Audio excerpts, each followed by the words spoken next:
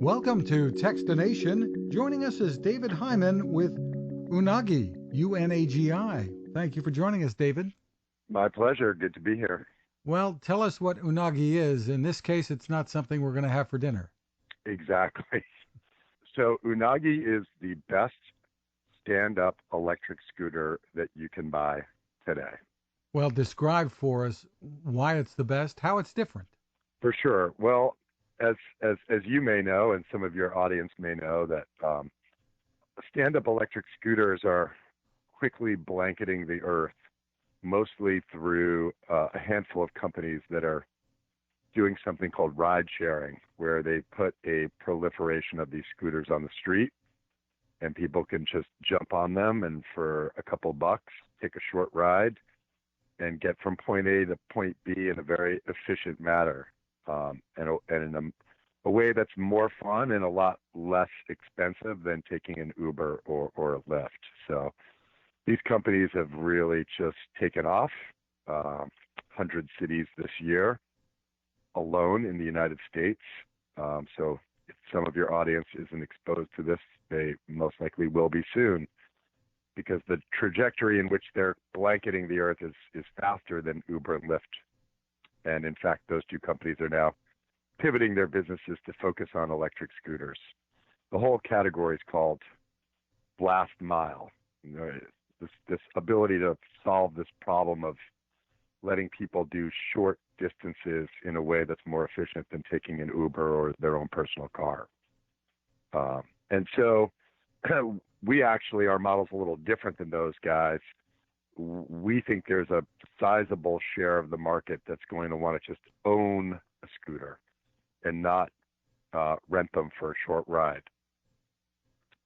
Most of the ride-sharing services have a very high density in kind of urban centers, but as you start to move out from those urban centers, there's a huge drop-off. And people like me, I live 15 minutes outside of San Francisco. When I open my door, there isn't a scooter waiting for me. And I want to just get on one immediately and get to public transportation to get to my office or get to the local grocery store. And so they're the kind of perfect solution for short distance travel. The Unagi scooter, which came out a week ago, and proud to say there's been a proliferation of reviews that have come out in the last week, all saying that the scooter is the best one that one can buy, is the best one for a number of reasons. Mostly when you own one, you want it to be very different than the ones you see through the ride shares. Those are deliberately kind of heavy because they're meant to be vandal proof. When you own one, you want it to be powerful and lightweight. And so we've kind of got the magical combination of very lightweight and folding with a lot of power and great range to go up to about 15 miles on a charge. And aside from all those things, it's just absolutely beautiful. It's kind of a work of art.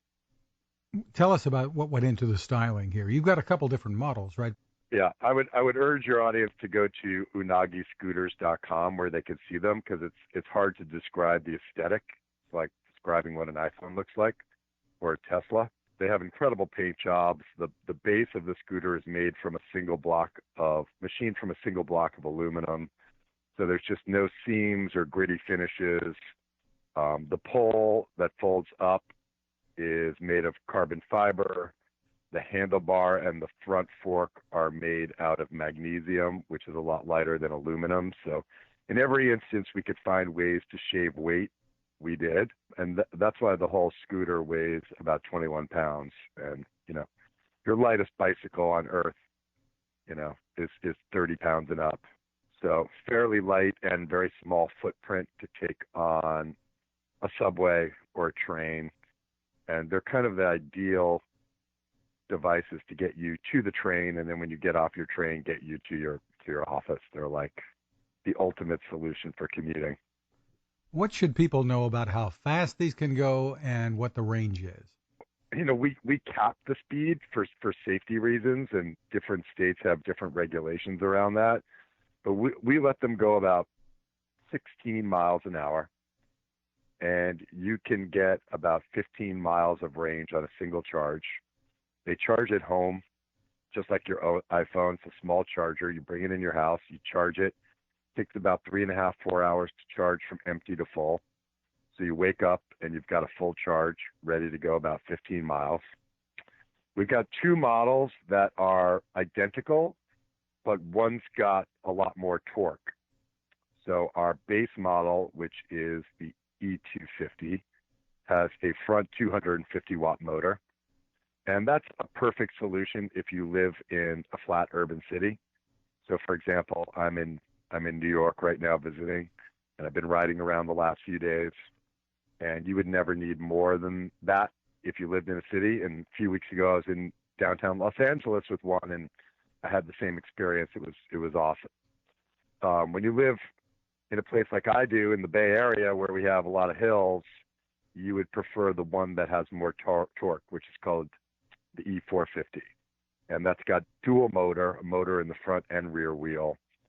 And when you're approaching a hill, you push a little button on the handlebars, turns on the back motor, and all of a sudden you're magically crawling up the hill.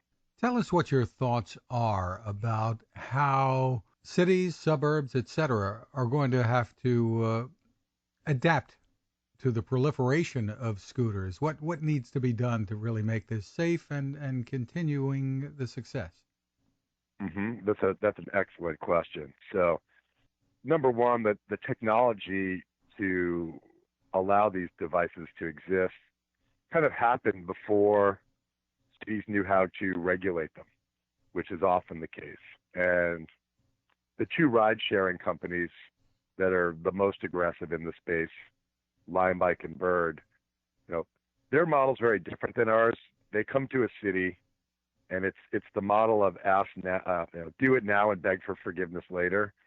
They dump a few thousand scooters in the street, and all of a sudden, part of the population is thrilled because they can get around really easily. The other part of the population is infuriated and up in arms because all of a sudden there's thousands of scooters all over the place sitting on the street. A lot of them are knocked over in the sidewalk, blocking sidewalks, making it inconvenient for people to move. You've got handicapped people who can't get down the sidewalk anymore because scooters are laying on their sides. And the other problem with that model is nobody's got a helmet. Nobody's carrying a helmet in their backpack, so that when they jump on one, they're riding in a safe manner. And they're unregulated in that early adopters who are jumping on these scooters don't necessarily know where and how they can ride them. Do they ride them in the bike lane? Are they in the lane with regular vehicles, or are they riding in the sidewalk? So it's kind of the Wild West right now. And my gut tells me that over the next few years, cities are going to have to regulate and find a way to make these work because people want them. At the end of the day, they're providing a real value in letting people get around in a way that's much less expensive than an Uber or a taxi. And they're much faster, especially for short distances. I just heard a stat recently that something like 50% of all car rides are less than a mile, which is an incredible stat. And it's because so many of the rides that people take are in cities.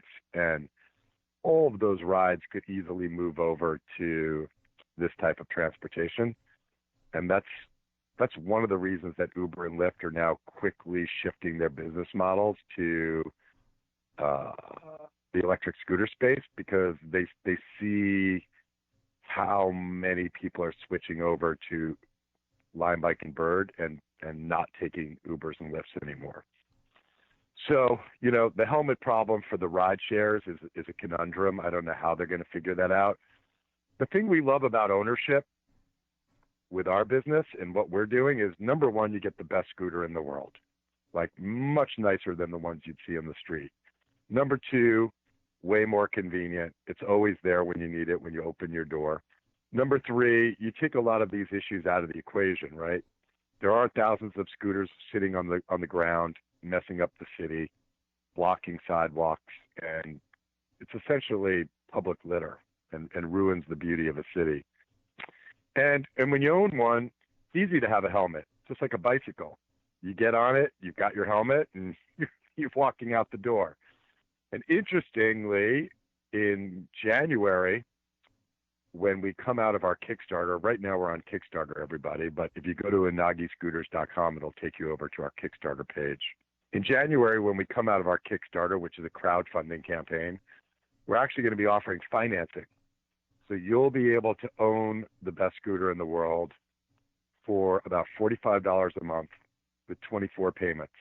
And that is actually cheaper than what most people are spending on Lion Bike and Bird today. So the average person riding a Lion Bike is spending somewhere between $60 and $80 a month on rides. You can own the best for $45. So Terrific. Now, where again can people find you and tell us more about the pricing?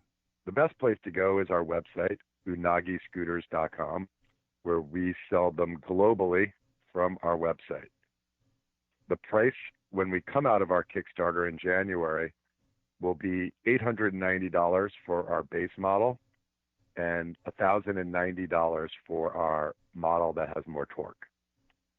And right now, if you come to our Kickstarter page, they're about 30% off. Terrific. And is there anything people should know about how long the battery is going to last before it would need replacing? And is it user replaceable? The battery is user replaceable, and we can do it too for our customers, and we plan on doing that. There's about 10 screws you have to open up and put the new batteries in. We use the best batteries in the world from LG in Korea. They're the absolute most expensive batteries you can put in a scooter. And the reason we like that is they're the safest, and they also have the ability to have the most cycles of charge. So they're rated at something like 5,000 cycles. We don't imagine people having to change them very often. You know, you'd have to be an aggressive rider for many years before you would ever have to consider changing them. Very cool. And again, it's Unagi Scooters? UNAGI scooters.com. unagiscooters.com. David Hyman, thank you for taking the time with us. Thank you so much. It was great talking to you. Now this. How many companies out there have continued to innovate when it comes to building a better radio? I'm Fred Fishkin, host of Techstination, and I'm here to tell you about the new CC Skywave SSB radio from the wonderful people at C. Crane. Bob and his crew really love radio, and it shows in this new compact model that is packed with features. Beyond great AM and FM reception and sound, you can tune into shortwave signals from around the world, listen to ham radio operators, aviation, and more. It's the radio you'll turn to every day, and in emergencies. It will run for nearly 3 days on just 2 AA batteries. Pair the sleep timer with the new Soft Speaker 3, and you've got the perfect radio for your nightstand. Of course, it can wake you up too. Click on Crane at Techstination.com and put in the code Techstination for a free flashlight with your order. They love radio, and you'll love C. Crane.